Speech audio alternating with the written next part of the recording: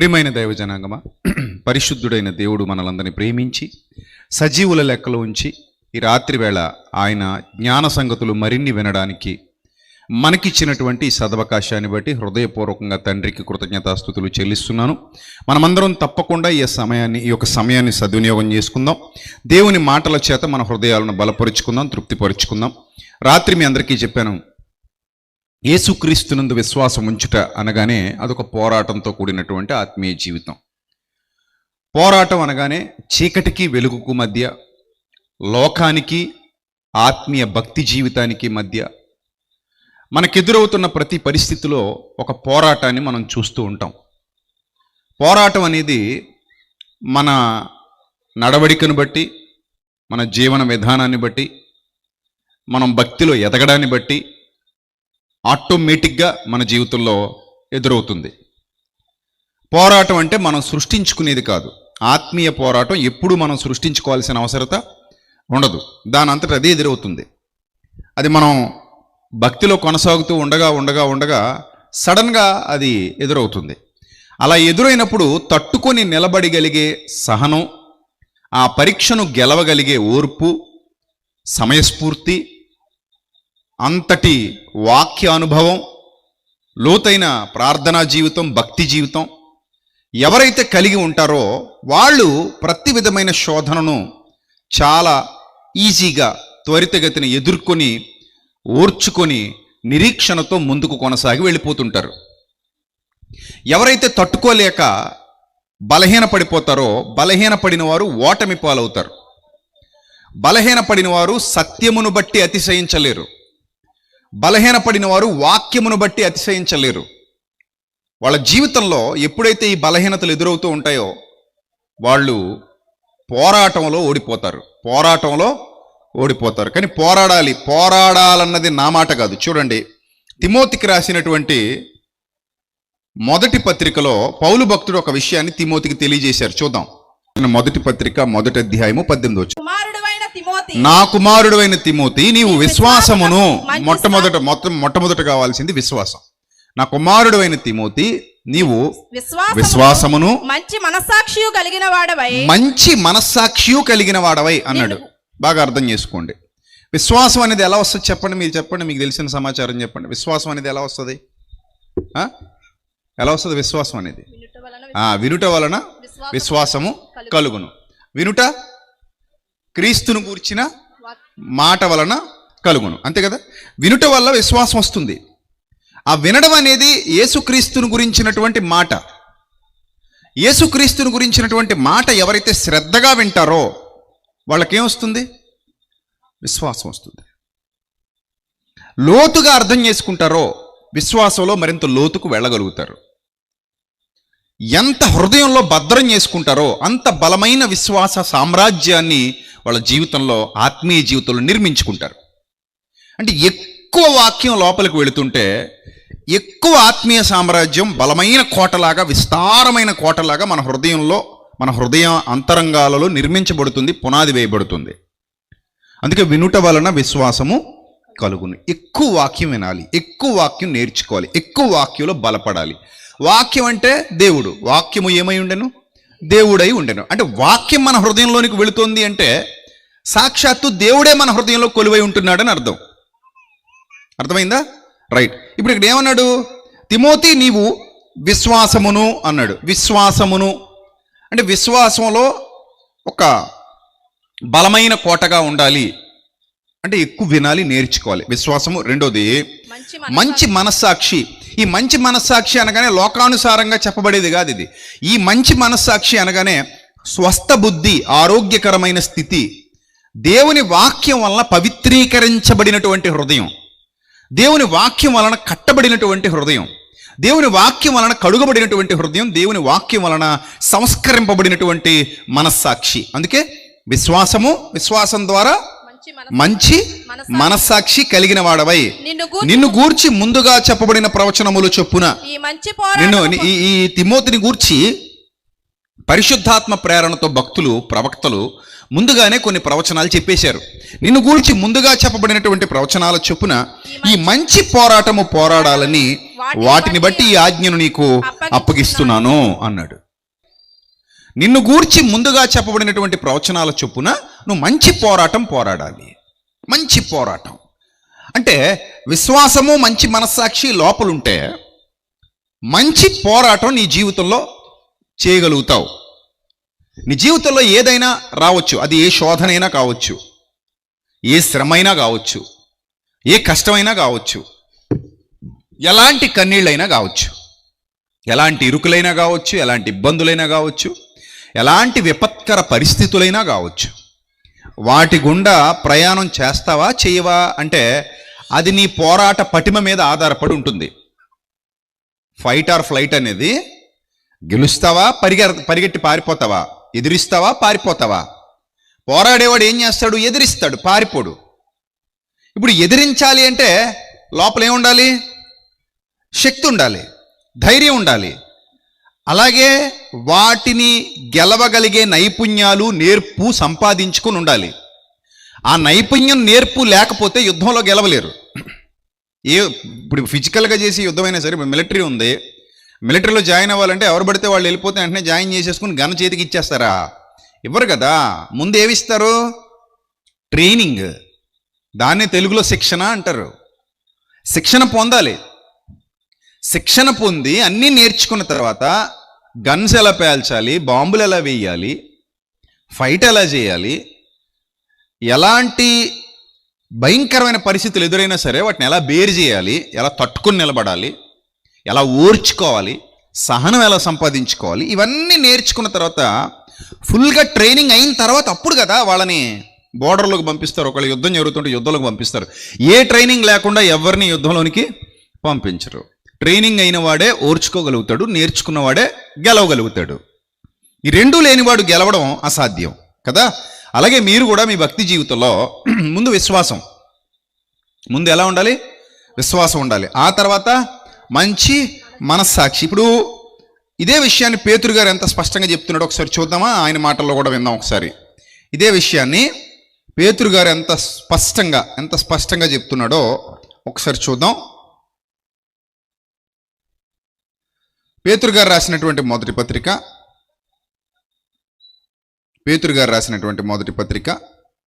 మొదటి అధ్యాయము 5వ వచనం.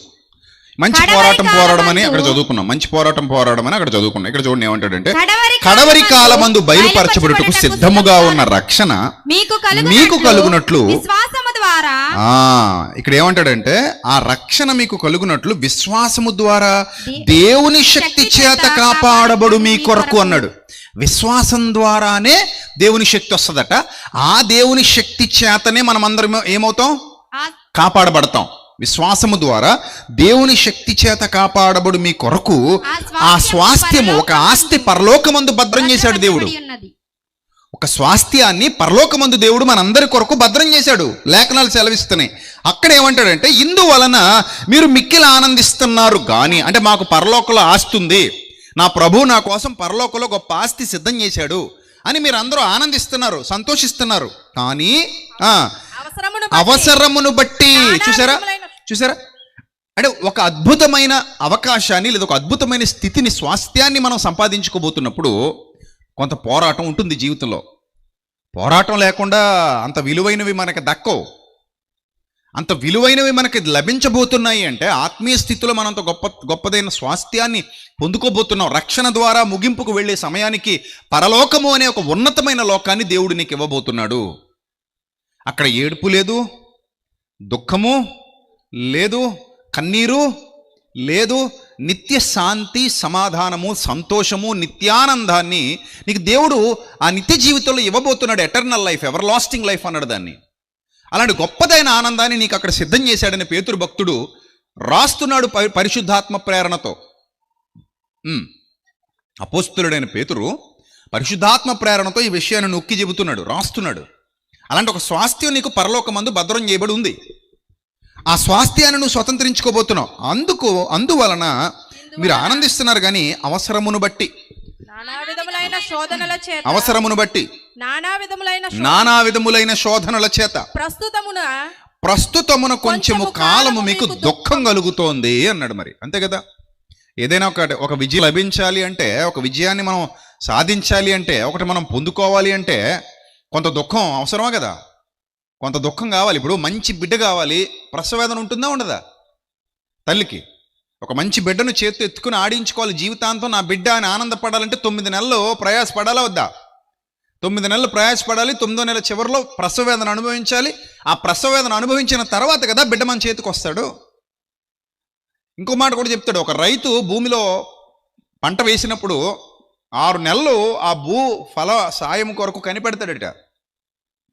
6 నెలలు కనిపెట్టిన తర్వాత ఒక 6 నెలలు లేదా సంవత్సరం తర్వాత ఆ విలువైన పంటను కోసుకొని తెచ్చుకుంటాడు. అంతవరకు ఆ భూఫలం కొరకు ఏం చేయాలి? కనిపెట్టాలి, దానికోసం శ్రమించాలి, కష్టపడాలి, చెమట కార్చాలి, ఎండలో మరగాలి, ఒళ్ళు వంచాలి, కష్టపడి పని చెయ్యాలి. అప్పుడు కదా 6 నెలలు లేదా సంవత్సరం తర్వాత ఒక విలువైన భూఫలాన్ని తెచ్చుకుని కొట్లలో నింపుకుంటాడు, ధాన్యాన్ని బస్తాల్లో పెట్టుకుని లోపల దాచుకుంటాడు, సమృద్ధిగా తినగలుగుతాడు. అలాగే నిత్య జీవాన్ని స్వతంత్రించుకోవాలనుకుంటున్నటువంటి దేవుని పిల్లలందరూ కూడా, క్రైస్తవ సమాజం అంతా కూడా, దేవుని సమూహం అంతా కూడా, సంఘం అంతా కూడా గుర్తించాల్సినటువంటి ప్రాథమికమైన విషయం ఏమిటంటే, మీరు అవసరమును బట్టి కొంతకాలం మీకు శోధనలు అవి రకరకాలు ఉంటాయట. అందుకే నానా విధములైన శోధనలు అన్నాడు. క్రైస్తవ భక్తి జీవితంలో అందరికి వచ్చే శోధనలు ఒకలాగే ఉండవు. ఇది మీరు రాసి పెట్టుకోండి. నీ శోధన నా శోధన ఒకలాగే ఉంటుంది అనుకుంటున్నావేమో, అలా ఉండదు. ఎవరి శోధన వాళ్ళకు తగినట్టుగా ఉంటుంది, మీ స్థాయిని బట్టి పడుతుందట. శుద్ధీకరించబడి మన శరీరం మీదకి వస్తుంది. ఈ ఉదాహరణ దేవుడు వ్రాయిస్తూ అంటున్నాడు, ఇప్పుడు నశించిపోయే బంగారమే అగ్ని పరీక్ష వల్ల శుద్ధపరచబడుతుంది కదా. మరి అగ్ని పరీక్ష వల్ల శుద్ధపరచబడేటువంటి ఈ బంగారం గొప్పదైతే, మీ దృష్టిలో గొప్పదైతే దానికంటే అమూల్యమైన మీ విశ్వాసం అన్నాడు. చూసారా, బంగారం గొప్పదా విశ్వాసం గొప్పదా అని దేవుడిని అడిగితే దేవుడు అంటున్నాడు విశ్వాసమే గొప్పదంటున్నాడు. ఎందుకు విశ్వాసం గొప్పదంటున్నాడు? బంగారం నిన్ను పరలోకం చేర్చలేదు, ఈ లోకంలో నీకు బతకడానికి ఉపయోగపడుద్ది. నీ దగ్గర బంగారం ఉంటే అది తాకట్టు పెట్టుకునైనా బతకొచ్చు, బ్యాంకులో పెట్టుకునైనా డబ్బులు తెచ్చుకోవచ్చు. ఏదో రీతిగా మనకు అది ఉపయోగపడుతుంది, ఈ భూమి మీద బతుకున్నంత వరకు ఉపయోగపడుతుంది. అర్థమైందా? లేదా అలంకరించుకోవడానికి ఉపయోగపడుద్ది. ఇలా పలు విధాలుగా దాంతో మనం వాడుకోవచ్చు. కానీ ఈ విశ్వాసం అనేది ఈ లోకానికి మాత్రమే సంబంధించింది కాదు. ఈ లోకంలోనూ విశ్వాసం నిన్ను కాపాడుతుంది, నీకు ఉపయోగపడుతుంది, నిన్ను సంరక్షిస్తుంది, నిన్ను రక్షిస్తుంది. అలాగే పరలోకానికి కూడా నడిపించడానికి నీకు ఏది ఉపయోగపడుతుంది? విశ్వాసం ఉపయోగపడుతుంది. విశ్వాసము లేకుండా దేవునికి ఇష్టడై ఉండుట అసాధ్యం కదా. ఈ సంగతి మీ అందరికీ తెలుసు. దేవునికి ఒకడు ఇష్టడు కావాలి అంటే అతని లోపల ఏముండాలట? విశ్వాసం ఉండాలి. విశ్వాసం అంటే వినుట వలన, దేవుని వాక్యం వినడం ద్వారా పుట్టిందై ఉండాలి. అది ఒరిజినల్, అది అంతేనా? చాలా వాటిలో ఒరిజినల్ డూప్లికేట్ ఉంటాయి. ఇప్పుడు తేనె ఉంది, అమ్మడానికి వస్తాడు, ఇది ఒరిజినల్లా డూప్లికేట్ అని అడుగుతావు అడగవా కదా. దానికి ఏవో రకరకాల పరీక్షలు చేస్తుంటావు. తేనె, ఒక డబ్బా తేనె కొనుక్కోవడానికి కూడా ఇది ఒరిజినల్లా కాదా డూప్లికేటా ఏమో చెక్ చేసుకుంటాం. అంటే ఒరిజినల్ తేనె అంటే ఎక్కడ పడుతుంది? అది చెప్పండి, ఎక్కడ పడుతుంది? తేనె పొట్టులో. ఆ తేనె పొట్టు ఎక్కడ ఉంటుంది? చెట్ల మీద కావచ్చు, అడవుల మీద కావచ్చు, కొండల మీద కావచ్చు, తేనె పట్లు ఉంటాయి. లేదా ప్రత్యేకంగా తేనె పట్లు పెంపకాలు, పరిశ్రమలు కావచ్చు, ఆ పరిశ్రమలో తయారు చేసే తేనె కావచ్చు. ఏదైనా సరే న్యాచురల్గా వచ్చే హనీ, న్యాచురల్గా వచ్చే తేనె అది ఒరిజినల్. లేదా అలా కాకుండా ఏదో చెక్కలు అరగదీస్తారట, బెల్లం పానకంతో తయారు చేస్తారట, మొత్తం తేనె లాంటి ఫ్లేవర్ వచ్చేలాగా ఆర్టిఫిషియల్గా కూడా ఏం చేస్తారట? తేనె తయారు చేస్తారట. ఇది నకిలీ తేనె, అది న్యాచురల్గా వచ్చినటువంటి ఒరిజినల్ తేనె. అర్థమైందా? ఇప్పుడు విశ్వాసంలో కూడా రెండు ఉన్నాయి. ఒకటి నకిలీ విశ్వాసం, రెండోది ఒరిజినల్ విశ్వాసం. ఒరిజినల్ విశ్వాసం ఎలా పుడుతుంది? కేవలం వాక్యం ద్వారా పుట్టేది మాత్రమే ఒరిజినల్ విశ్వాసం. అర్థమైందా? వాక్యము వినుట ద్వారా ఎవరి హృదయంలో అయితే విశ్వాసం పుడుతుందో అది ఒరిజినల్, నో డౌట్ అందులో. అందుకే వినుట వలన విశ్వాసము కలుగును అన్నాడు. వినుట క్రీస్తును గూర్చిన మాట వలన కలుగును. ఎవరి హృదయంలో అయితే ఈ ఒరిజినల్ విశ్వాసం పుడుతుందో ఇది నిన్ను దేవునికి దగ్గర చేస్తుంది. అలాంటి విశ్వాసము ఎవరికైతే ఉంటుందో వాడు దేవునికి ఇష్టడవుతాడు. ఎవరి హృదయంలో అయితే వాక్యం ఎక్కువ స్థిర నివాసం చేసి వాక్యంతో ఆ హృదయం కట్టబడుతుందో, వాక్యంతో ఆ హృదయం బలపరచబడుతుందో, వాక్యంతో ఆ హృదయం దీవించబడుతుందో, వాక్యంతో ఆ హృదయం ఆశీర్వదించబడుతుందో వాళ్ళు దేవునికి దగ్గర అవుతారు, దేవునిలో ఎదుగుతారు, ఫలభరితంగా వాళ్ళ జీవితాలు ఉంటాయి, ఆత్మీయంగా ఉంటాయి, వాళ్ళ ప్రార్థనలకు జవాబు లభిస్తుంది, వాళ్ళ ప్రతి సమస్యలో దేవుడు వారికి తోడుగా ఉంటాడు, వారి ప్రతి శోధనలో దేవుడు తప్పించుకునే మార్గాన్ని వారికి కలుగజేస్తాడు. ఒకానొక దినాన మరణిస్తాం, నిత్య జీవానికి వెళ్ళిపోతాం. అర్థమైందా? రైట్. ఇప్పుడు చదవండి, ఇక్కడ ఏమంటాడంటే అంతకంటే అమూల్యమైన మీ విశ్వాసము, బంగారం కంటే సువర్ణము కంటే గొప్పదైన అమూల్యమైన మీ విశ్వాసము ఈ శోధనల చేత పరీక్షకు నిలిచినదై. జాగ్రత్త, పోరాటం గురించి మనం మాట్లాడుకుంటున్నాం. మంచి పోరాటం పోరాడమంటున్నాడు దేవుడు. ఈ మంచి పోరాటం ఎలాగంటే శోధనల చేత పరీక్షకు నీ విశ్వాసం నిలబడాలట. నీ విశ్వాసం ఎక్కడ నిలబడాలి? శోధనలు వస్తాయి. ప్రతి క్రైస్తవుడు శోధనలు ఎదుర్కొంటాడు. శోధన ఎదుర్కోవట్లేదు అంటున్నాడంటే అతడు క్రైస్తవుడు కాకపోయి ఉండాలి. నువ్వు నిజంగా విశ్వాసివైతే, బలమైన విశ్వాసివైతే, నీ హృదయంలో నిజంగా దేవుని వాక్యం బలంగా నాటబడి ఉంటే నీకు శోధన తప్పకుండా వచ్చి తీరుతుంది. ఎందుకంటే మీ విరోధి అయిన అపవాది ఎవరిని మింగుదునా అని వాడు గర్జించు సింహము వలె వెదకుచు తిరుగులాడుచున్నాడు. అందరి శోధనలు ఒకలాంటివి కావు, రకరకాల శోధనలు వస్తాయి. అది ఏ రీతిగా వస్తుందో చెప్పలేం, ఎలా మనల్ని వెంటాడుతుందో చెప్పలేం, ఎలా మనల్ని పట్టుకుందాం అనుకుంటాడో చెప్పలేం. మొత్తమే శోధన అయితే వస్తుంది. ఈ శోధనలో మిమ్మల్ని వెంటాడుతున్నప్పుడు, ఈ శోధనలు మిమ్మల్ని ఆవరిస్తున్నప్పుడు, ఈ శోధనలు మీ మీదకి వస్తున్నప్పుడు, ఆ శోధనలన్నిటినీ ఎదుర్కొనే పరీక్ష నీ విశ్వాసం దానికి నిలబడాలట. అది మంచి పోరాటము, మంచి పోరాటము. అందుకే బైబిల్ గ్రంథంలో కూడా ఒక మాట వ్రాయబడింది, మంచి పోరాటము పోరాడి తిని నా పరుగు కడముట్టించి తిని. అక్కడే అన్నాడు వెంటనే, విశ్వాసమును కాపాడుకుంటుని, అందువలన నా కొరకు నీతి కిరీటం ఉంచబడింది. ఇప్పుడు మంచి పోరాటం అంటే అర్థం ఏంటి?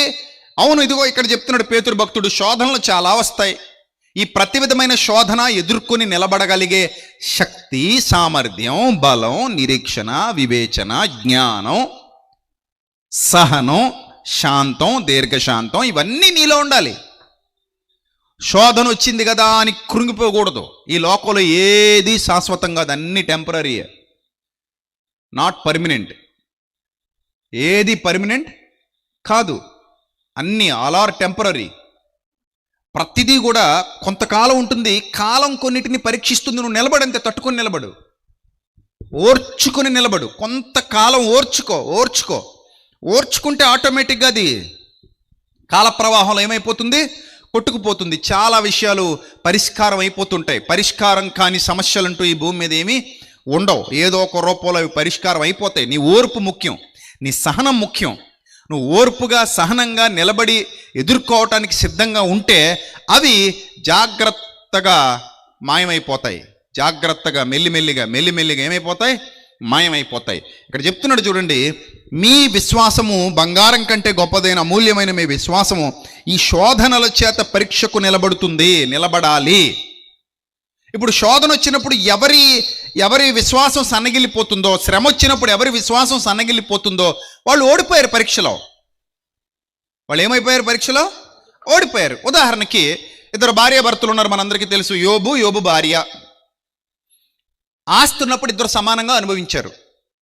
పంచభక్ష పరమాణాలు ఇంట్లో తింటున్నప్పుడు ఇద్దరు సమానంగా తిన్నారు. సుఖాలు ఉన్నప్పుడు సుఖాలలో ఇద్దరు సమానంగానే సుఖపడ్డారు. ఒకే ఇంట్లో ఉన్నారు, ఒకే ఆస్తిని అనుభవిస్తున్నారు. ఈయనేమో రాజు అయితే ఆమెమో రాణిలాగుంది, ఈయనేమో యజమాని, ఆమెమో యజమానురాలు. ఒకేలాంటి వాతావరణం ఇద్దరికీ ఉంది. దుస్తులు, ఆయన మంచి దుస్తులు వేసుకుంటున్నాడు, ఈమె కూడా మంచి దుస్తులు వేసుకుంటుంది. పిల్లల ప్రేమ, ఆయన ఎంత ప్రేమనైతే పొందుకుంటున్నాడో ఈమె కూడా అంతే ప్రేమను పొందుకుంటుంది. దాసదాసీలు, ఆయనకి ఎంతమంది అయితే సహకారం చేస్తూ, ఆయనకి ఎంతమంది అయితే దాస్యం చేస్తూ ఆయనకు సేవలు అందిస్తున్నారో అలాగే ఈమెకు కూడా సేవలు అందిస్తున్నారు చాలామంది. అలాగే గొడ్లు, ఎద్దులు, గోవులు, గొర్రెలు, ఇంకేవైతే ఉన్నాయో పశు సంపద. ఈ పశు సంపద ఆయన ఎంత అనుభవిస్తున్నాడో ఈమె కూడా అంతే అనుభవిస్తుంది. ఈ విధంగా ఆస్తి విషయంలో సమాన హక్కులు ఇద్దరు కలిగి ఉన్నారు, భార్యాభర్తలు గనుక. బంధాల విషయంలో కూడా సమాన హక్కులు కలిగి ఉన్నారు, బాధ్యతల విషయంలో సమాన హక్కులు కలిగి ఉన్నారు.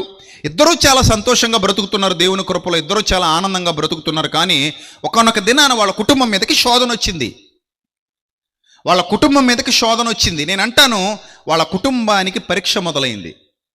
ఇప్పుడు చాలామంది పిల్లలు ఉన్నారు, పరీక్షలు రాస్తున్నారు. కొంతమంది రాశారు, కొంతమంది ఏం చేస్తున్నారు, ఇప్పుడు రాస్తున్నారు. ఇంటర్ విద్యార్థులు కానివ్వండి, 10th విద్యార్థులు కానివ్వండి, అదే డిగ్రీ విద్యార్థులు కానివ్వండి, విద్యార్థులందరూ కూడా పరీక్షలకు హాజరవుతున్నారు, రాస్తారు. అందరూ ఒకటే మార్కులతో పాస్ అవుతారా? అందరికీ ఒకలాంటి మార్కులే వస్తాయా? రావు. కొందరికి ఎక్కువ మార్కులు వస్తాయి, కొందరికి తక్కువ మార్కులు వస్తాయి. కొంతమంది ఏమో పాస్ అవుతారు, కొంతమంది ఏమో ఫెయిల్ అవుతారు. మొత్తం మీద అందరూ కూడా ఒకటే పరీక్షను ఎదుర్కొంటారు, అందరూ కూడా ఒకే పేపర్ని ఎదుర్కొంటారు. కానీ ఫలితం అందరికీ ఒకలాగా ఉండదు. దీనికి కారణం ఏంటి అని అంటే, అందరూ దాన్ని తట్టుకోగలిగే శక్తి కలిగి లేరు. ఇప్పుడు ఒక పేపర్ ఉంది, కొందరికి సులువుగా ఉందట, కొందరికి అదే పేపర్ ఎలా ఉందట, కష్టంగా ఉందట. ఇదేంటి, అదే పేపర్ కదా, ఒకటే పేపర్ కదా, నీకు ఇచ్చింది అదే పేపరు, నీ పక్కన కూర్చున్న విద్యార్థికి ఇచ్చింది అదే పేపరు. కానీ ఒక విద్యార్థికి ఆ పేపర్ ఏమో సులభతరంగా ఉంది, మరో విద్యార్థికి ఆ పేపర్ ఏమో చాలా కష్టంగా అనిపిస్తుంది. ఈ విద్యార్థి ఎడిషనల్ సీట్ల మీద ఎడిషనల్ సీట్లు తీసుకుని చకచక రాసుకుంటూ వెళ్ళిపోతున్నాడు, పక్కకు కూడా తలదిప్పకుండా. ఇంకా టైం సరిపోవట్లేదట, ఇంకా రాస్తున్నాడు. కానీ ఒక విద్యార్థి ఏం చేయాలో అర్థం కాక పెన్ చెవిలో పెట్టి తిప్పుకుంటాడు, ముక్కులో పెట్టి తిప్పుకుంటాడు, పళ్ళలో పెట్టి తిప్పుకుంటాడు. రాయడానికి ఏమీ లేదు, ఇక్కడ బుర్రలో గుజ్జు లేదు, సరుకు లేదు. అందుకే ఇంకంతే అల్లా కొట్టుకుంటే రాలుతాయి ఇంటి లోపల నుంచి ఆన్సర్లు. తలకాయ మీద కొట్టుకుంటే రాలుతాయా లోపల నుంచి ఆన్సర్లు? రాలవు కదా, ఆల్రెడీ టైం అయిపోయింది, నువ్వు చదవాల్సిన సమయం అంతా అయిపోయింది. సో పేపర్ ఒకటే, కానీ ఇద్దరు బుర్రలో ఉన్న గుజ్జు వేరు. ముందే సంపాదించుకుంటే ఈజీగా అయిపోద్ది, ముందు సంపాదించుకోలేనుడికి ఏమవుతుంది, కష్టం అవుతుంది. అందుకే విశ్వాసం బలంగా ఉంటే ఎలాంటి శోధనైనా సరే నువ్వేం చేయొచ్చు, ఎదుర్కోవచ్చు. అందుకే బలమైన విశ్వాసం కావాలి, తర్పీదు కావాలి, శిక్షణ కావాలి, నైపుణ్యం కావాలి.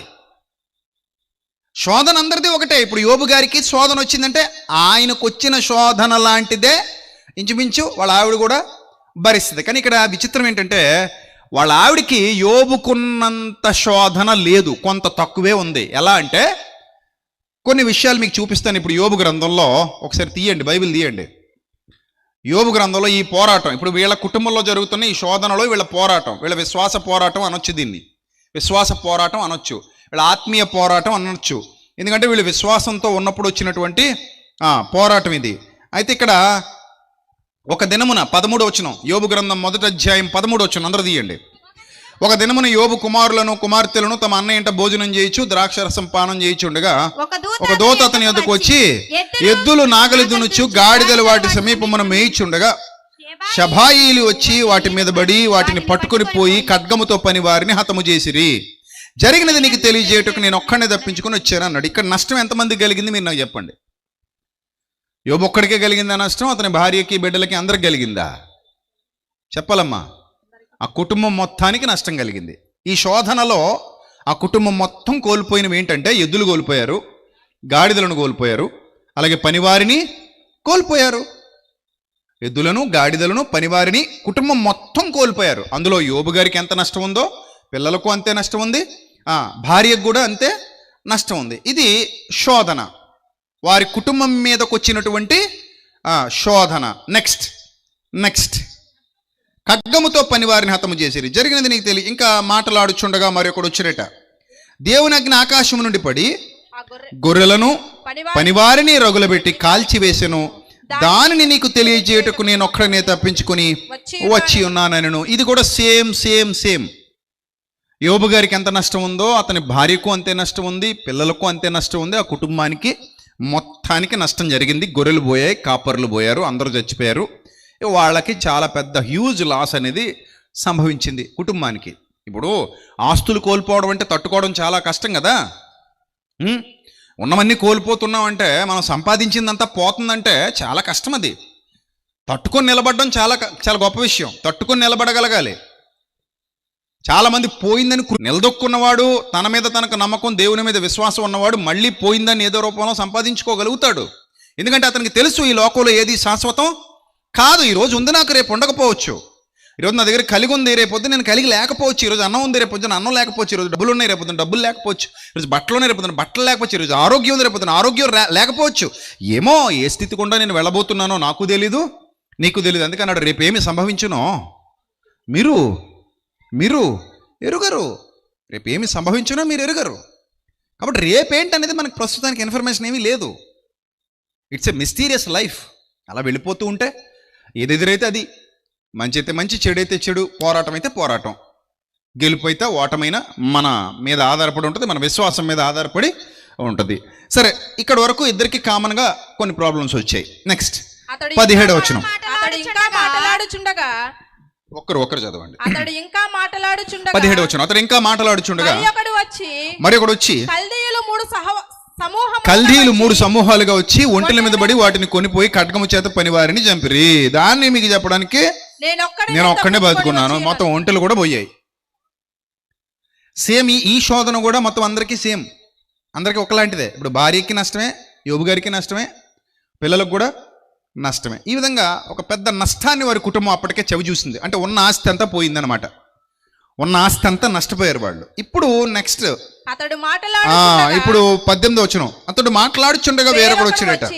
నీ కుమారులు నీ కుమార్తెలు తమ అన్న ఇంట భోజనం చేయొచ్చు, ద్రాక్షారసం పానం చేయుచుండగా గొప్ప సుడిగాలి అరణ్య మార్గముగా వచ్చి, గొప్ప సుడిగాలి వచ్చిందట. ఒక పెద్ద సుడిగాలి అరణ్య మార్గంగా వచ్చి ఆ ఇంట 4 మూలలను కొట్టగా, ఆ ఇంటి 4 మూలలను కొట్టగా అది యవనుల మీద పడినందున వారు చనిపోయిరి. దాన్ని నీకు చెప్పడానికి నేను ఒక్కనే వచ్చానంటే ఇప్పుడు బిడ్డలు కూడా చచ్చిపోయారు. ఇప్పుడు బిడ్డలు కూడా చచ్చిపోయారంటే ఈ శోధన భర్తకి ఎంత ఉంటుందో అట్ ద సేమ్ టైం భార్యకు కూడా అంతే ఉంటుంది. ఈ శోధనలో భర్త పాత్ర ఎంతో భార్య పాత్ర కూడా అంతే. ఎందుకంటే ఈ పిల్లల్ని పెంచటంలో ఇద్దరి పాత్ర ఉంది. తండ్రి పాత్ర ఉంది, తల్లి పాత్ర ఉంది. పిల్లలు అనగానే కేవలం తల్లికి మాత్రమే సంబంధించిన వారు కాదు కదా. తండ్రికి కూడా వాళ్ళు వశమైన వారే. తండ్రికి కూడా వాళ్ళ హక్కే కదా. తండ్రికి కూడా బిడ్డలే కదా వాళ్ళు. అర్థమైందా మీకు? రైట్. ఇప్పుడు చదవండి. పిల్లలందరూ చచ్చిపోయారని చెప్పాడంట. అప్పుడు యోబు లేచాడు. తన పై వస్త్రములు చింపుకొని, జాగ్రత్త చూడండి, ఇద్దరున్నారు ఇక్కడ. యోబు ఉన్నారు, యోబు భార్య ఉన్నారు, ఇద్దరున్నారు. ఈ శోధనలో యోబుకి ఎంత ఉందో యోబు భార్యకు కూడా అంతే వాటా ఉంది. ఇద్దరు సేమ్ పరీక్షలో ఉన్నారు. ఇద్దరికి ఒకటే పరీక్ష, పేపర్ ఒకటే ఇద్దరికి.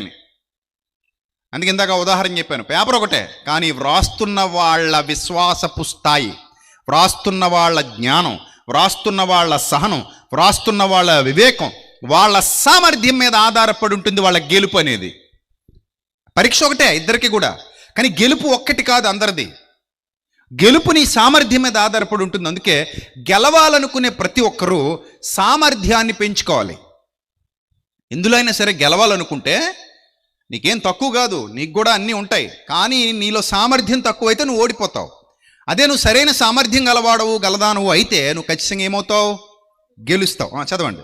అప్పుడు యోబు లేచి తన పై వస్త్రములు చింపుకొని తల వెంట్రుకలు గొరిగించుకొని నేల మీద సాష్టాంగ పడి నమస్కారము చేసి ఇట్లా నేను నా తల్లి గర్భంలో నుండి దిగంబరినై వచ్చి తిని దిగంబరినై అక్కడికి. చూసారా ఎంత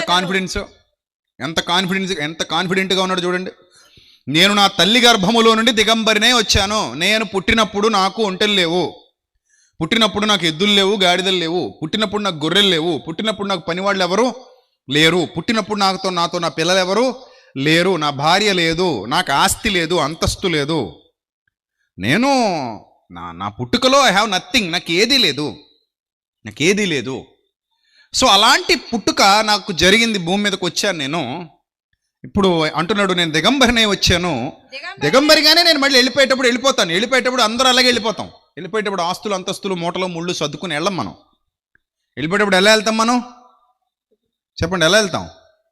ఏమీ లేకుండా వెళ్తాం. చివరికి శరీరం కూడా లేకుండా వెళ్తాం. అర్థమైందా?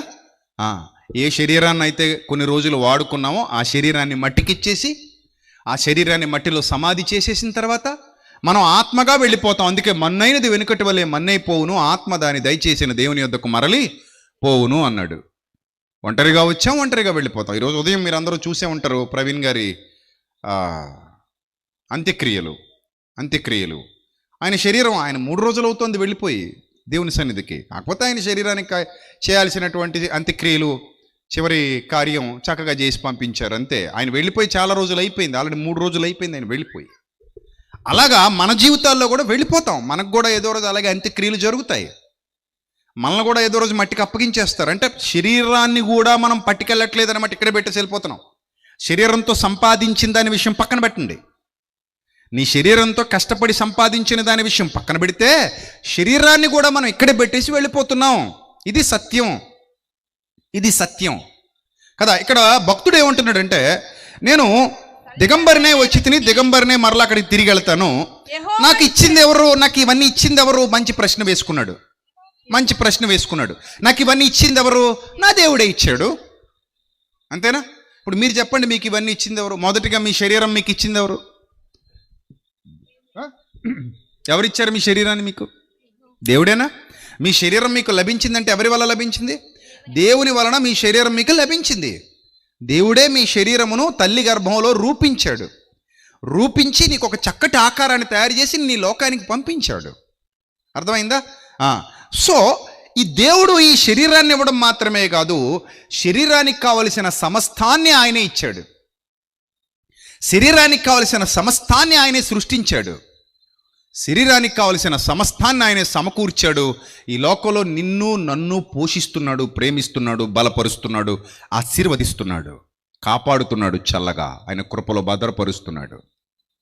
ఆయన వలననే సమస్తం మనకు దొరికాయి. అందుకే అన్నాడు, యెహోవా ఇచ్చెను. ఇది నిజం, ఇది పచ్చి నిజం.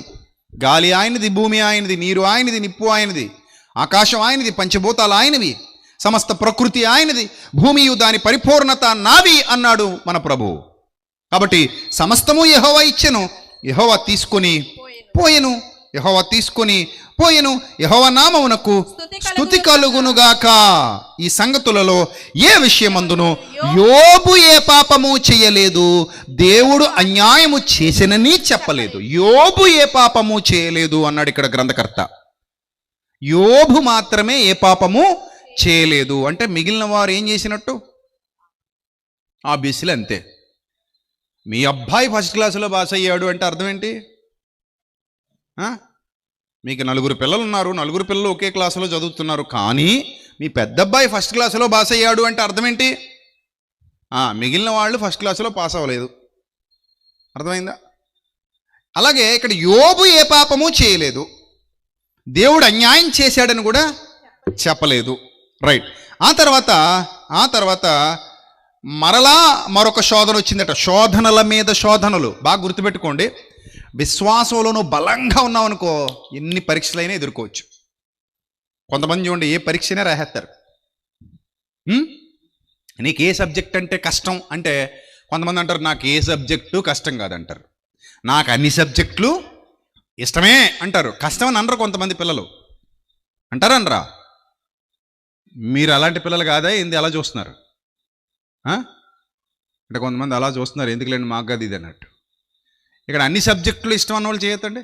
మాకు అన్ని సబ్జెక్టులు ఇష్టమే అన్న పిల్లలు ఎవరు లేరా? చిన్న అమ్మాయి ఉంది, గాడ్ బ్లెస్ యూ తల్లి. ఇంకా నాకు అన్ని సబ్జెక్టులు ఇష్టమే అన్నవాళ్ళు. Very good, God bless you. చిన్నపిల్లలు ఉన్నారు, పెద్ద పిల్లలందరూ ఏమో అలా చూస్తున్నారు కిందకి పైకి తలలు ఉంచేసుకుని, మాకెందుకులే మనకు అన్ని సబ్జెక్టులు కష్టమే కదా, ఈనేటి ఇష్టమని అడుగుతున్నాడు అన్నట్టుంది మీ వ్యవహారం. సరే, ఇప్పుడు ఈ ఇష్టమైన వాడు దేన్నైనా ఎదుర్కొంటాడు, ఏ పరీక్ష అయినా రాస్తాడు, ఏ పరీక్ష అయినా సరే వాడికి భయం లేదు. ఎందుకంటే వాడు ఏం కలిగి ఉన్నాడు? సామర్థ్యం కలిగి ఉన్నాడు. సామర్థ్యం కలిగి ఉన్నాడు ఏ పరీక్షనైనా ఎదుర్కొంటాడు. సామర్థ్యం లేనోడు కుంగిపోతాడు. అమ్మో ఆ పరీక్ష నాకు భయం, అమ్మో ఆ పరీక్ష నేను రాయలేను, అమ్మో ఈ పరీక్ష నేను రాయలేను. ఎందుకు రాయలేవు? వాడు రాయగలుగుతున్నాడు, ఎందుకు రాయలేవు అంటే అతడు సామర్థ్యం కలిగిన వాడు. మరి నువ్వు సామర్థ్యం సంపాదించుకోలేదు, అది ప్రాబ్లం అంతే. వాడు బలవంతుడు, నువ్వు బలహీనంగా ఉన్నావు, అంతే తేడా. నువ్వు దానికి తగిన శిక్షణ పొందలేదు, తగిన నైపుణ్యం నీ దగ్గర లేదు. That is your problem, that is your mistake only. అర్థమైందా? సో ఇక్కడ యోబు గారు ఎన్ని శోధనలు వచ్చినా, ఎన్ని పరీక్షలు వచ్చినా పాస్ అయిపోతున్నాడంట. ఎలాంటి పరీక్షలు అపవాది పెట్టినా పాస్ అయిపోతున్నాడు, గెలిచేస్తున్నాడు. ప్రతి పరీక్షలో అతని విశ్వాసం గెలుస్తుంది. ప్రతి పరీక్షలో అతని విశ్వాసం అగ్ని పరీక్షకు సిద్ధమై గెలుస్తుంది గెలుస్తుంది గెలుస్తుంది. గెలుపుతో ముందుకు పోతున్నాడు. The great warrior, spiritual warrior. Right right. ఆ తర్వాత ఏం జరిగిందంటే 6వ వచనం 2:6. అందుకు యెహోవా అతడు నీ వశమునున్నాడు, అతని ప్రాణము నీవు మాత్రం నువ్వు ముట్టొద్దని సెలవిచ్చిన. కాబట్టి యెహోవా అపవాది యెహోవా సన్నిధి నుండి బయలు వెళ్ళి అరికాలు మొదలుకొని నడినెత్తి వరకు, ఇక్కడ చూడండి ఇది చాలా ఇంపార్టెంట్, అరికాలు మొదలుకొని నడినెత్తి వరకు బాధగల కురుపులతో యోబును మొత్తెను అనుంది అక్కడ. చూడండి, ఇప్పుడు ఆస్తులు పోయాయి, అంతస్తులు పోయాయి, పిల్లలు పోయారు, ఓకే. చివరికి అన్ని భాగ్యాలలోకెల్లా గొప్ప భాగ్యం ఏదట? అన్ని భాగ్యాలలోకెల్లా గొప్ప భాగ్యం ఏదట? ఆరోగ్యం. అందులో డౌట్ లేదు. ఎందుకంటే ఈ ఆరోగ్యం కోసం ఎన్ని భాగ్యాలున్నా ఖర్చు పెట్టేస్తాం, అవునా కదా? ఈ ఆరోగ్యం కోసం ఎన్ని భాగ్యాలున్నా ఏం చేస్తాం? ఖర్చు చేసేస్తాం. అందుకే చూడండి, హాస్పిటల్కి వెళ్ళినప్పుడు క్రిటికల్ పొజిషన్లో డాక్టర్ గారు ముందుకెళ్ళి ఏం మాట్లాడతాం తెలుసా? సార్, ఎంత ఖర్చు అయినా పర్లేదు సార్, ప్రాణం మాత్రం బ్రతకాలి, తిరిగి రావాలి, మనిషి మాత్రం నిలబడాలి అంటాం, అవునా? అంటే ఈ భాగ్యాలన్నీ కూడా ఆరోగ్యం అనే మహాభాగ్యం కోసం ఖర్చు చేయడానికి మనిషి సిద్ధంగా ఉన్నాడు. అందుకే దాన్ని కాపాడుకోవాలని చెప్తున్నాడు.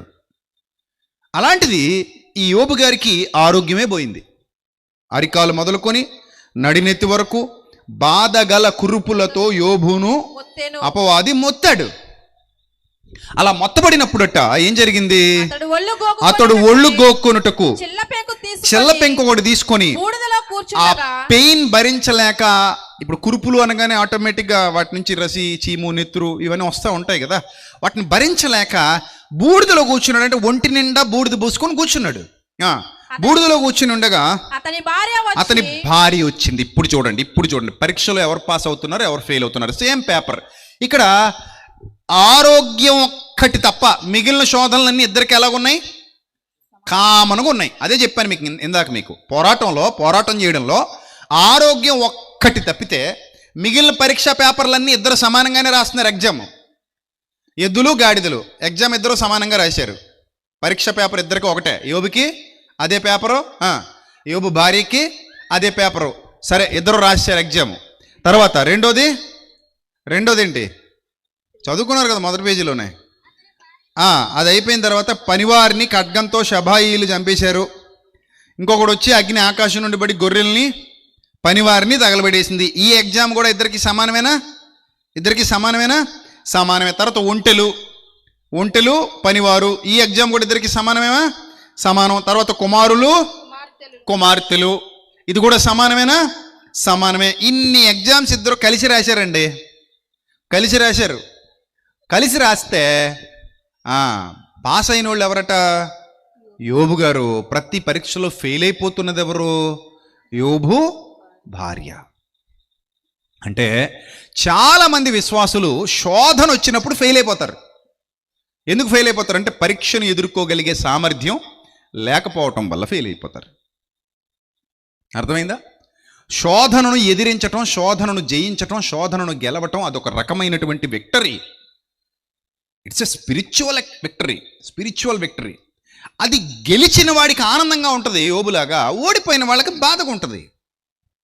కొంతమంది శోధన వస్తే ప్రభువుని వదిలేస్తారు, కొంతమంది శోధన వస్తే విశ్వాసాన్ని వదిలేస్తారు, కొంతమంది శోధన వస్తే ప్రార్థనా జీవితాన్ని వదిలేస్తారు, కొంతమంది శోధన వస్తే ప్రాణాలే వదిలేస్తుంటారు. చాలా తప్పిది, చాలా తప్పు. దేన్నైనా సరే ఎదుర్కొని నిలబడగలిగే సామర్థ్యం ఉండాలి. అలాంటి స్ట్రాంగ్ మెంటాలిటీ ఉండాలి. ఏది ఇక్కడ శాశ్వతం కాదు. వన్ ఫైన్ డే మరణం నేను వెతుక్కుంటూ వస్తుంది. నువ్వు పని కట్టుకుని మరణించాల్సిన అవసరత లేదు, నువ్వు పని కట్టుకుని చచ్చిపోవాల్సిన అవసరత లేదు. బేర్జెయ్, ఓర్చుకో, గెలిచి చూపించు, భరించు, పోరాడు, తల వంచకు, ఎదిరించు. ప్రతి సమస్యను ఎదిరించు, ప్రతి శోధనను ఎదిరించు, ప్రతి కష్టాన్ని ఎదిరించు, ప్రతి కన్నీటిని అధిగమించు, ప్రతి దుఃఖాన్ని జయించు. అలా నిన్ను నువ్వు సిద్ధం చేసుకో, నీ సామర్థ్యాన్ని పెంచుకో. కెపాసిటీ పెరగాలి. ఏ కెపాసిటీ? బేర్ చేయగలిగే కెపాసిటీ, తట్టుకోగలిగే కెపాసిటీ పెంచుకో, ఓర్చుకోగలిగే కెపాసిటీ పెంచుకో, ప్రతి దాన్ని ఎదుర్కో, ప్రతి శోధనను ఎదుర్కో, గెలిచి చూపించు. అంతే తప్ప ప్రతి చిన్నదానికి చచ్చిపోతా తప్పది. నువ్వేం చచ్చిపోక్కర్లే, ఏదో రోజు ఎలాగో వస్తుంది అది రాని. అది వచ్చేంత వరకు జీవితం అనే ఆట ఆడుకో, జీవితాన్ని ఒక ఆట ఆడుకో, అది వచ్చేంత వరకు. అంతే తప్ప జీవితాన్ని వదిలేస్తా అంత బుద్ధిహీనంగా ఎందుకు మాట్లాడాలి మనం? అంత పిరికితనంతో ఎందుకు జీవించాలి మనం? అంత భయంగా ఎందుకు బతకాలి మనం? ధైర్యంగా ఎదుర్కోవాలి ప్రతి దాన్ని కూడా. అలాంటి స్పిరిచువల్ స్ట్రాంగ్నెస్ కావాలి. ఇప్పుడు యోబుకుందా లేదా? అది ఉంది. అందుకే ప్రతి పరీక్ష ఈజీగా రాసేస్తున్నాడు, ప్రతి పరీక్షలో ఈజీగా పాస్ అయిపోతున్నాడు. ఈజీ అంటే ఈజీ కాదు, అతనికి తట్టుకోగలిగే కెపాసిటీ ఉంది, అతనికి ఓర్చుకోగలిగే కెపాసిటీ ఉంది. అది కావాలి విశ్వాసికి. ఏ శోధనకైనా సరే కృంగిపోయి బాబోయ్ అని ఏడవకూడదు. శ్రమదినమున కృంగినవాడు చెప్పండి ఏమవుతాడు? చేతకానుడు అయిపోతాడంట. శ్రమదినమున కృంగినవాడు ఏమైపోతాడంట? చేతకానుడు అయిపోతాడు. నువ్వు చేతకానుడువా? చేతకాని దానివా? తట్టుకొని నిలబడతావా? తట్టుకొని నిలబడాలి. అందుకే శ్రమదినమున కృంగిపోకు. శ్రమలు వస్తాయి, రాని. ఇప్పుడు ఇప్పటివరకు చక్కగా రాశారు పేపర్లో, చివరికి ఇవిడేమనుకుందంటే పోనీలేమో ఆయనకి ఆరోగ్యం ఉంది కదా అనుకుంది. అది కూడా పోయింది. ఇప్పుడు ఆరోగ్యం కూడా లేదు. చాలా బాధాకరమైన పరిస్థితిలో, ఇబ్బందికరమైన పరిస్థితిలో ఉన్నాడు. ఒళ్ళు గోక్కోవడానికి చిల్ల పెంకు తీసుకున్నాడు. బాధాకరమైన కురుపులు, దురద కూడా వస్తోంది. అప్పుడు భార్య వచ్చింది, అంటుంది 9వ వచనం, ఫెయిల్యూర్ క్యాండిడేట్. అతని భార్య ఆమె ఫెయిల్ అయిపోయింది పరీక్షలో. యోబు పాస్ అవుతున్నాడు, భార్య ఫెయిల్ అయింది. She was failure. ఎందుకు ఫెయిల్యూర్ అంటే, అవును సుఖంగా ఉన్నప్పుడు సుఖపడింది తప్ప సుఖంగా ఉన్నప్పుడే శ్రమకు సిద్ధపడలేదు. నా పాయింట్ మీకు అర్థమైంది అనుకుంటున్నాను. ఇప్పుడు మీరందరూ ప్రస్తుతానికి సుఖంగానే ఉన్నారు. ప్రస్తుతానికి మీరందరూ ఎలా ఉన్నారు?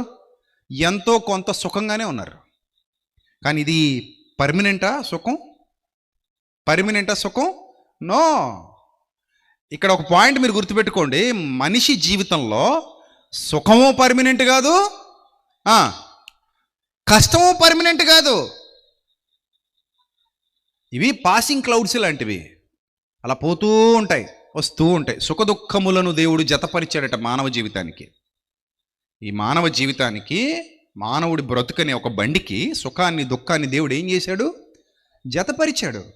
ఒక పాసింగ్ క్లౌడ్స్ లాగా లైఫ్ ఎప్పుడూ ఒకలా ఉండదు కదా, అలా వెళతా ఉంటుంది. కొన్ని రోజులు బాగుంటాయి, కొన్ని రోజులు కొంచెం ఇబ్బందికరంగా ఉంటాయి, కొన్ని రోజులు చీకటిగా ఉంటాయి, కొన్ని రోజులు వెలుగుమయంగా ఉంటాయి, కొన్ని రోజులు సంతోషాన్ని అనుభవించవచ్చు, కొన్ని రోజులు దుఃఖంగా గుండా ప్రయాణం చేయాల్సి రావచ్చు. ఏమో చెప్పలేము, ఏదైనా జరగవచ్చు. సరే, ఎలాంటి స్థితి వచ్చినా సరే గెలవాలి, ఓడిపోకూడదు. ఏమవ్వాలి? గెలవాలి, ఓడిపోకూడదు.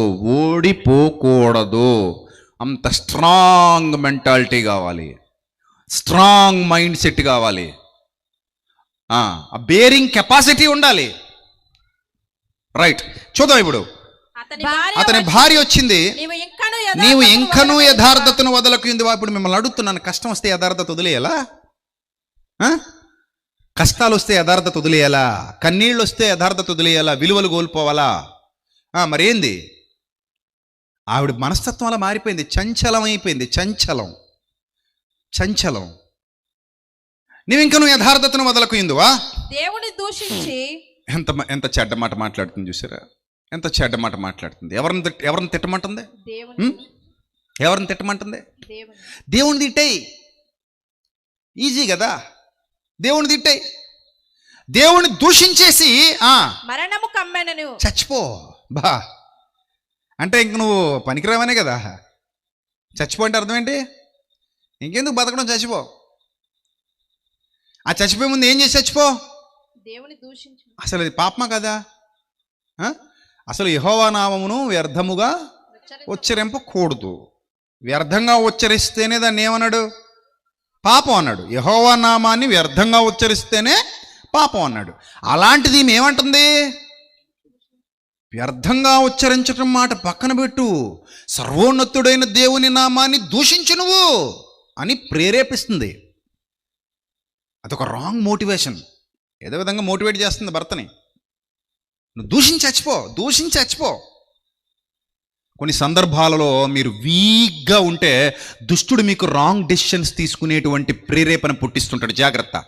నువ్వు వీక్గా ఉన్నావా, దుష్టుడు దెబ్బ కొడేస్తాడు. నువ్వు ఎప్పుడు వీక్ అయిపోయావో అప్పుడే నీకు ఒక చెడ్డ ఆలోచన ఇస్తాడు.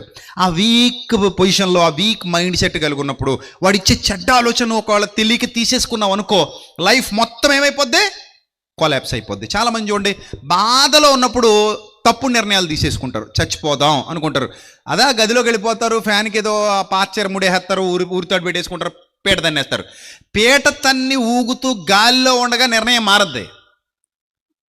ఏమని? పిల్లలు గుర్తొస్తారు, భర్త గుర్తొస్తాడు, అయ్యో బతుకుదాం అనుకుంటారు. ఇంకేం బతుకుతావు, నీ మొహం సగం తెచ్చావు, ఇంకా ఊపులాట్లా ఇంకా బిగిసిపోద్ది, మొత్తానికి పోతాం. అందుకే ఇప్పుడు పిచ్చి పనులు చేయకూడదు. అలాంటి ఆలోచనలు వస్తుంది అంటే వెంటనే బయటికి పోవాలి, పరిగెత్తుకుని పోవాలి బయటికి పోయి ఎవరొకరిని పిలిచి వాళ్ళకి చెప్పాలి, ఇలాంటి ఆలోచన నాకు వస్తుందే బాబు అని. అప్పుడు సెట్ అయిపోద్ది. కొంతమంది ఇంకా అదంతా చేయరు. వీక్గా ఉన్నప్పుడే దుష్టుడు చెడ్డ ఆలోచనలు పుట్టిస్తాడు. జాగ్రత్త సుమా, అందరూ గుర్తుపెట్టుకోండి. ఈ ప్రసంగం మీ జీవితానికి అంతటికి అవసరం. మీకే కాదు, లైవ్లో వింటున్న వాళ్ళకి కూడా చాలా అవసరం ఈ ప్రసంగం. వీక్గా ఉన్నప్పుడు దుష్టుడు అటాక్ చేస్తాడు. ఇంకా వీక్ సిస్టంలో ఏదో తప్పు నిర్ణయం తీసేసుకుంటావు తొందరగా. అందుకే తొందరపాటు నిర్ణయాలు అంటారు. ఎప్పుడైనా విన్నారా ఈ పదం? ఏం నిర్ణయం అది? తొందరపాటు నిర్ణయం. అయ్యయ్యో అనవసరంగా తొందరపడిపోయిందండి, అనవసరంగా తొందరపడిపోయాడు, అయ్యో అనవసరంగా నేను ఎందుకు తొందరపడ్డాను అనుకుంటాను. ఇప్పుడు తొందర పడకముందే ఆగాలి. అందుకే వీక్గా ఉన్నప్పుడు ఏ నిర్ణయం త్వరపడి తీసుకోకూడదు. అందుకతడు దేవుని దూషించి చచ్చిపో అంటే ఎంత స్ట్రాంగ్ ఉన్నాడంటే మహానుభావుడు. ఒక మాట మీకు చెప్పనా, ఇది కూడా ఒక రకంగా పరీక్ష. మళ్ళీ ఏది? భార్య మాటల్ని కాదండం, అది పెద్ద పరీక్ష. అది అర్థమైందా? చాలా పెద్ద పరీక్ష. ఇప్పుడు భార్య వచ్చి సలహా ఇచ్చింది, ఇలా చేయి చచ్చిపో అని. ఒక రకంగా అది ఒక స్పీడ్ మోటివేషన్. అది నువ్వు చస్తావా చావా అన్నట్టు. దాన్ని కూడా ఎదుర్కొని ఏం చేశాడు? అమ్మ బాబోయ్, ఎంత పెద్ద పరీక్ష పాస్ అయ్యాడు. ఇది ఫైనల్ ఎగ్జామ్. ఇది ఏ ఎగ్జామ్ ఇది? అప్పటి వరకు ఉన్నాయి క్వార్టర్లీ, హాఫర్లీ అయ్యి ఉండొచ్చు, కానీ ఇది మాత్రం ఫైనల్ ఎగ్జామ్. ఇది అంత పెద్ద ఫైనల్ ఎగ్జామ్లో పాస్ అయ్యాడు. ఇప్పుడు వాళ్ళు వీళ్ళు అంటే వేరు. కట్టుకున్న భార్య, సాటి అయిన అపాయం. సహాయమా సారీ, అపాయం అనుకున్నాను.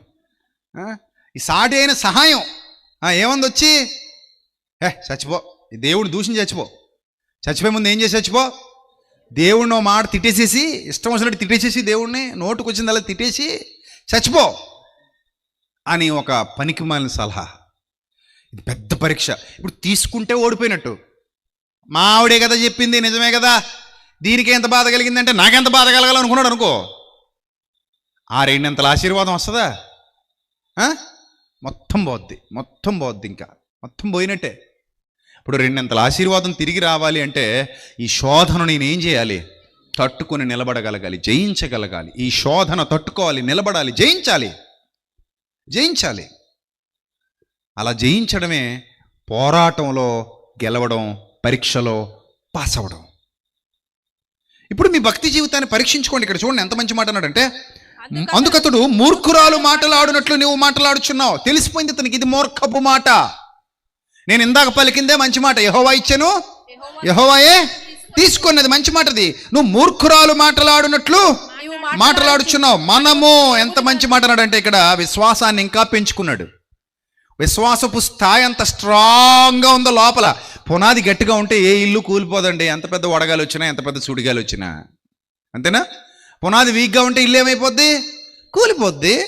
యేసుప్రభు కూడా చెప్పాడు కదా, నా మాటలు విని, నా వాక్యం విని వాటి మీద కట్టుకునేవాడు బండ మీద తన ఇంటిని కట్టిన వానిని పోలి ఉండును. ఎవడైతే అలా చేయడో వాడు ఇసుక మీద తన ఇంటిని కట్టుకునే వాడిని పోలి ఉంటాడు. వానొచ్చింది, వరద వచ్చింది, గాలిపాటు కొట్టింది, ఆ ఇల్లు మొత్తం కూలిపడిపోయింది కింద.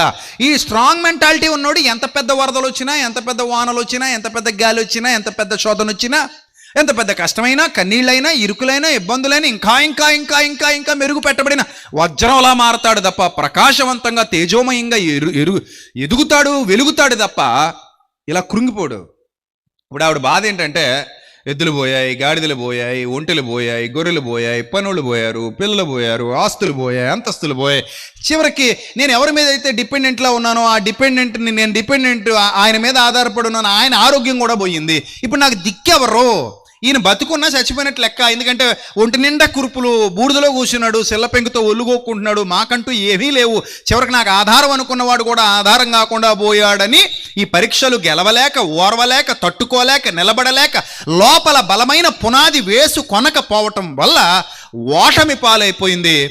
దేవుని ముందు కృంగిపోయి సాతానును గెలిపించింది విశ్వాసము లేని ఇల్లాలు యోబు భార్య.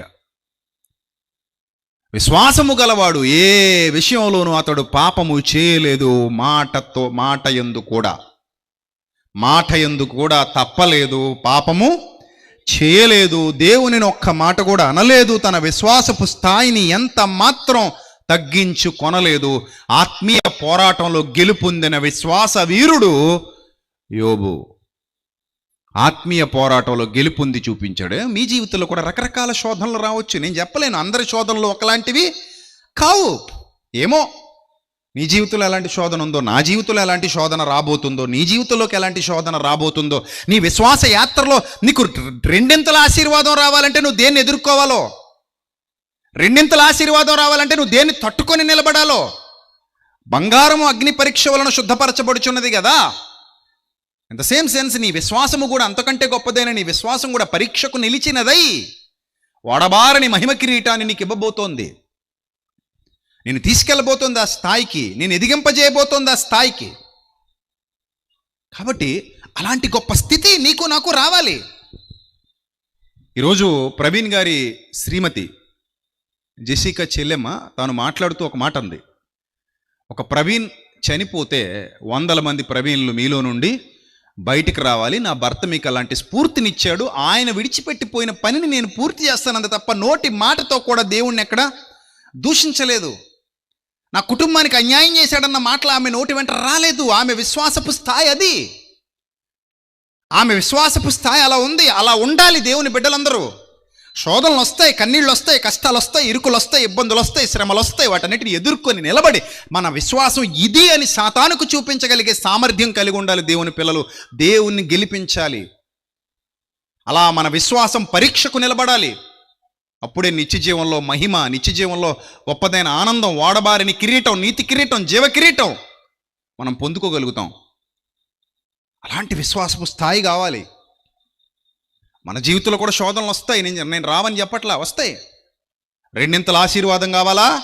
శోధన తట్టుకుని నిలబడు. పరీక్షలో పాస్ అయి చూపించు. పరీక్షలో ఏమై చూపించు? పాస్ అయి చూపించు, గెలిచి చూపించు. చిన్నదానికే దేవుణ్ణి వదిలేసే దౌర్భాగ్యపు దుస్థితి రాకూడదు.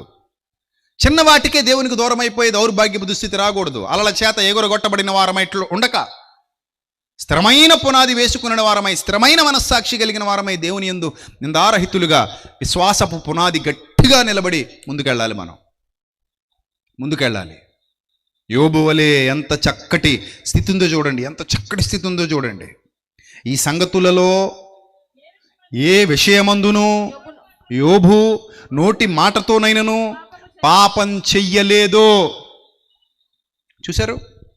అలాంటి విశ్వాసపు స్థాయి మనం సంపాదించుకోవాలి. ప్రియమైన దేవుని సంగమా, రాబోయే రోజుల్లో ఎన్ని శ్రమలు రాబోతున్నాయో మనకు తెలియదు. అనేక శ్రమలు అనుభవించి మనము దేవుని రాజ్యములో ప్రవేశించాలన్నాడు అపోస్తుడైన పౌలు.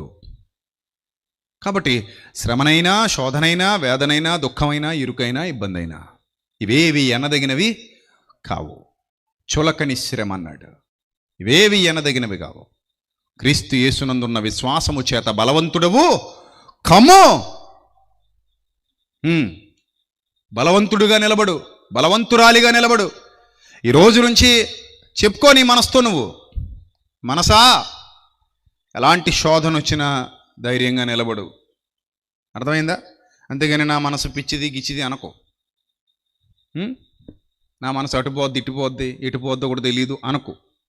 నీ మనసు నేను నడుము కట్టుకుని విశ్వాసమందు స్థిరుడుగా, స్థిరురాలిగా, కదలని స్థితిలో నిలబడు. దేవుని పనిలో కొనసాగు. ఆయన చిత్తమును నెరవేర్చు. ఆయన సంకల్పానుసారంగా జీవించు. అప్పుడు వాడబారని మహిమ కిరీటం నువ్వు పొందుకుంటావు. నీ విశ్వాసం స్థాయి రోజు రోజుకి ఏమవ్వాలి?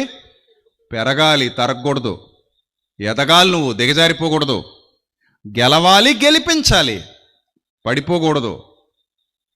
అనేక మందికి స్ఫూర్తిగా నిలబడాలి, స్ఫూర్తిదాయకంగా నిలబడాలి.